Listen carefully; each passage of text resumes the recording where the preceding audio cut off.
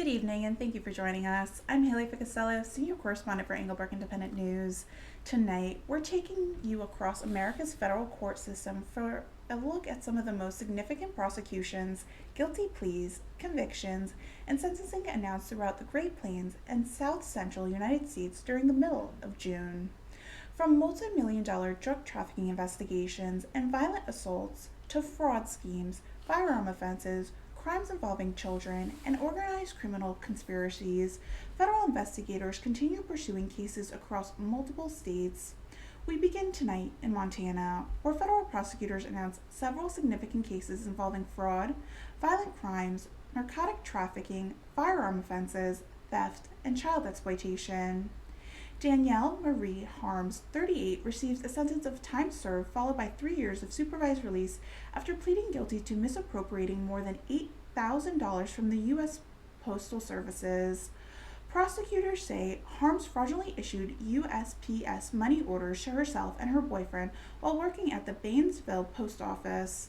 She was also ordered to repay the stolen funds. Federal prosecutors also announced the guilty plea of Jamie T. Feld, 47, of Missoula. Feld pled guilty to receiving child sexual abuse material after investigators recovered more than 23,000 images and 600 videos from his apartment. He remains in federal custody pending sentencing and faces a mandatory minimum sentence of 5 years in federal prison.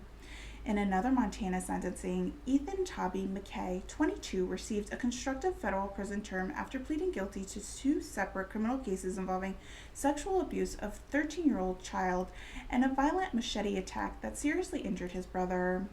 The combined sentence totaled more than 3 years in federal prison, followed by multiple terms of supervised release. Tice River Gravel, 21, was sentenced to 10 years in federal prison after pleading guilty to discharging a firearm during an attempted robbery. According to prosecutors, Gravel attempted to steal alcohol from a convenience store before firing several rounds of a 9mm handgun while fleeing. No injuries were reported. Federal prosecutors also announced the sentencing of Nathan Wilmu, 51, who received more than 11 years in federal prison after pleading guilty to possession of more than 10 pounds of methamphetamine with the intent to distribute. Investigators intercepted the shipment during the traffic stop before the drug reached Billing. Federal prosecutors also announced the sentencing of Eric Brandon Wright, who admitted to transporting approximately $182,000 in stolen construction equipment across state lines. Wright received more than 3 years in federal prison. From Montana, we head east to North Dakota, where federal prosecutors announced multiple sentencing involving identity theft and fraud targeting individual Indian money trust accounts. Renata Lynn Freeman, 32, received 42 months in federal prison after pleading guilty to wire fraud and aggravated identity theft. Prosecutors say Freeman used stolen identities to access trust accounts belonging to members of the MHA Nation, stealing more than $51,000 in cash. She was also ordered to pay full restitution. Federal prosecutors also highlight related cases involving Ragnar Rawling III Martin and Samantha Lynn Rembold, who had previously been sentenced for participating in a separate identity theft scheme targeting another tribal member's trust account. Authorities say the prosecutions reflect ongoing efforts to protect tribal trust assets and combat identity theft. Continuing into South Dakota, federal prosecutors announced several significant sentencing involving crimes against children, violent assaults, and sex offender registration violations. Robert Dioraro, 36, was sentenced to 17.5 years in federal prison after pleading guilty to attempting to produce child sexual abuse material. Prosecutors say Diario believed that he was communicating online with a 14-year-old girl before arranging what he believed would be an in-person meeting. Instead, investigators say he was arrested after arriving at the location controlled by undercover law enforcement. In addition to his prison sentence, Diario will serve 5 years of supervised release and must register as a sex offender. In Pierre, Ferran Charlie, 48, was sentenced to 2 years in prison after pleading guilty to assaulting resulting in seriously bodily injury. Federal prosecutors also announced the sentencing of Adrian Paul Martinez, 70, who received 5 months in federal prison after failing to comply with federal sex offender registration requirements. Another violent assault case resulted in a 2-year federal prison sentence for Thomas Macross Corona, 20 after pleading guilty to assaulting with a dangerous weapon following a stabbing during a graduation celebration. Meanwhile, a federal jury convicted Joseph Durrell Peterson Jr., 47, on 2 counts of aggravated sexual abuse of a child. According to prosecutors, the abuse occurred repeatedly while the victim was under the age of 12.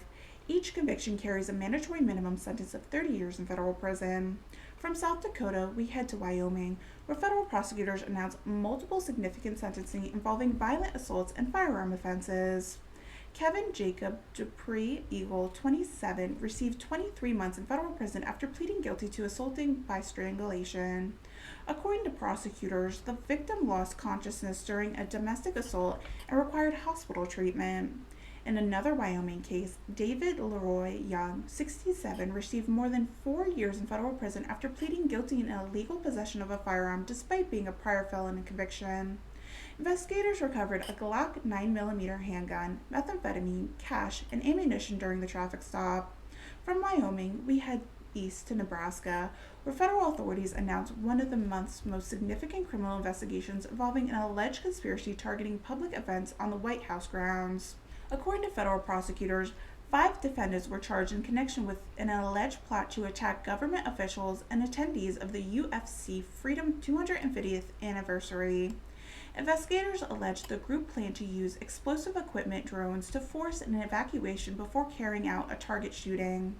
Authorities executed arrests in Nebraska, Missouri, Ohio, and California. The charges remain allegations, and each defendant is presumed innocent unless proven guilty in the court of law.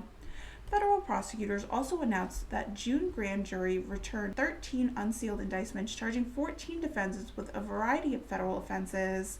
The cases include alleged methamphetamine and fentanyl trafficking, cocaine distribution, assault of federal officer, bank robbery, illegal re-entry after deportation, firearm offenses, and other narcotic crimes carrying significant penalties if convicted or obtained. As with all indictments, these charges remain allegations, and all defendants are presumed innocent unless proven guilty beyond a reasonable doubt. Continuing to Colorado, federal prosecutors announced several significant cases involving violent crimes, narcotic trafficking, and Medicare fraud. Alec Devanfer, 26, received 18 years in federal prison after pleading guilty in 2 armed carjackings. According to prosecutors, Devanfer arranged test drives for luxury vehicles before stealing them at gunpoint. During one robbery, a victim was shot in the leg. Federal prosecutors also unsealed charges against Aleski Sharp, 35, Aranda. According to the indictment, Sharp allegedly distributed cocaine, ketamine, MDMA throughout an encrypted online communication before laundering cryptocurrency proceeding through the U.S. Postal Services. Those charges remain pending before the court. Colorado prosecutors also announced a Medicaid fraud indictment against Mohammed Ali's Omar, who allegedly paid illegal kickbacks in exchange for referrals of Medicaid beneficiaries to an adult daycare center. Those allegations remain pending. We wrap up this portion of the report in Kansas, where federal prosecutors announced a child exploitation case. Zachary Liesel, 25, pled guilty to distributing child sexual abuse material throughout a messaging application. Sentencing will take place at a later date under federal guidelines. We conclude our report in Oklahoma, Texas, and Louisiana, where federal prosecutors announced significant convictions, lengthy prison sentencing, and ongoing efforts targeting violent crimes, public corruption, organized narcotic trafficking, and crimes against children. We begin in Oklahoma, where federal juries convict former detention deputy Paula Kelly in connection with the death of a pretrial detainee, Kayla Turley, inside the Gravin County Jail. Prosecutors argued Kelly was deliberately indifferent to Turley's serious medical needs, resulting in her death while in custody. Kelly now faces a potential sentence of life in federal prison. Federal prosecutors note that several former detention deputies and former jail nurses have already pled guilty in the connection with the same investigation. In another Oklahoma case, Jerry Ray Brown, 48, was sentenced to 66 months in federal prison after pleading guilty in attempted bank robbery. According to prosecutors, Brown demanded access to bank vault before being confronted by an off-duty police officer working as security. He fled without taking any money and was later arrested. From Oklahoma, we head south to Texas, where federal prosecutors announced several major cases involving cartel-linked drug trafficking and border enforcement. Elmer Vargas Serrato, 28, received 201 months in federal prison after leading a cocaine trafficking organization tied to Mexican cartels. According to prosecutors, investigators linked Vargas Serrato to approximately 41 kilograms of cocaine. Following completion of his prison term, he is expected to face immigration removal proceedings. In McAllen, Victor Emmanuel Gatton received 235 months in federal prison after pleading guilty to possession of approximately 3 kilograms of methamphetamine with the intent to distribute. Prosecutors say Gatton attempted to flee during a traffic stop before attempting to discard the narcotics during the pursuit. Federal prosecutors also announced another week of immigration enforcement across the Southern District of Texas. Between June 12th and June 17th, prosecutors filed more than 160 new immigration-related criminal cases involving alleged illegal re-entry, human smuggling, and related offenses. Federal officials say the prosecution are a part of the Department of Justice nationwide Operation Take Back America, which targets cartel activity, transnational criminal organizations, border security, and violent offenders. We finished tonight in Louisiana, where federal prosecutors announced significant developments involving child exploitation and large-scale narcotic trafficking. Morgan J. Moore, 36, received the statutory maximum sentence of 20 years in federal prison after a jury convicted him on multiple child sexual abuse material charges. Investigators recovered more than 19,000 illegal images and videos during the investigation.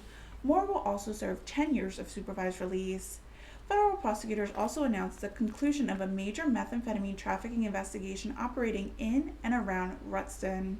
The multi-year investigation involved 14 defendants and resulted in the seizure of more than 22 pounds of methamphetamine and approximately $55,000 in cash. Authorities say the conspiracy distributed methamphetamine supplied from California and Mexico throughout multiple locations across northern Louisiana. The final 3 defendants were sentenced during June, bringing the investigation to a conclusion. Those are some of the most significant federal criminal cases announced across the Great Plains and South Central United States during the middle week of June. From violent crimes and organized drug trafficking to financial fraud, firearm offenses, crimes involving children, public corruption, and border security prosecutions, these cases reflect the broad range of investigations handled every day by the U.S. Attorney's Office and their federal, state, and local and tribal law enforcement partners. As always, in cases involving indictments or criminal complaints, the charges are allegations only, and every defendant is presumed innocent unless proven guilty in the court of law. For continued coverage of federal courts, major criminal investigations, and breaking news from across the country, stay with Englebrook Independent News. I'm Haylee Ficuciello. Thank you for joining us and have a great night.